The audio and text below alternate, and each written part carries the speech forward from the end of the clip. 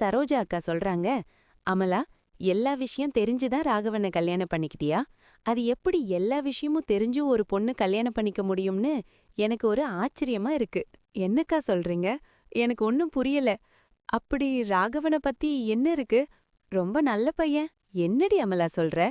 உனக்கு எந்த விஷயமும் தெரியாதா? உன் புருஷனுக்கு ஆல்ரெடி கல்யாணம் ஆகி அந்த பொண்ணு இறந்து போச்சு. இதெல்லாம் உனக்கு தெரியாதா? என்னக்கா சொல்றீங்க? அவருக்கு ஆல்ரெடி கல்யாணம் ஆயிடுச்சா? ஐயோ, இதெல்லாம் எனக்கு தெரியாது.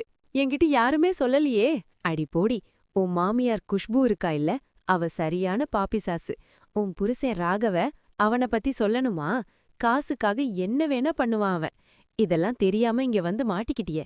அப்புறம் கல்யாணத்துக்கு 50 சவர நகை போட்டாங்களாம். அதுல வைர நகை இருக்காமா. அப்புறம் தங்கத்துல செஞ்ச ஒரு சாவி இருக்காமா. உண்மையா பார்க்கலாமா அத? ஐயோ அக்கா, இதெல்லாம் எப்படி உங்களுக்கு தெரியும்?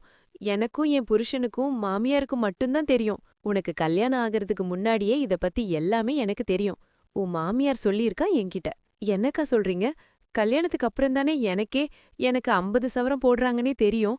அதெல்லாம் உங்களுக்கு எப்படி தெரியும்? அமலா, உனக்கு இன்னும் நெறைய விஷயம் தெரிய வேண்டியிருக்கு. என்னோதானோ இருந்துராத. கொஞ்சம் விவரமா இருந்து பொழைச்சுக்கோ. இல்ல உனக்கும் அனாதைய நிலைமை தான். நான் வரேன். நீ கொஞ்சம் ஜாக்கிரதையா இரு.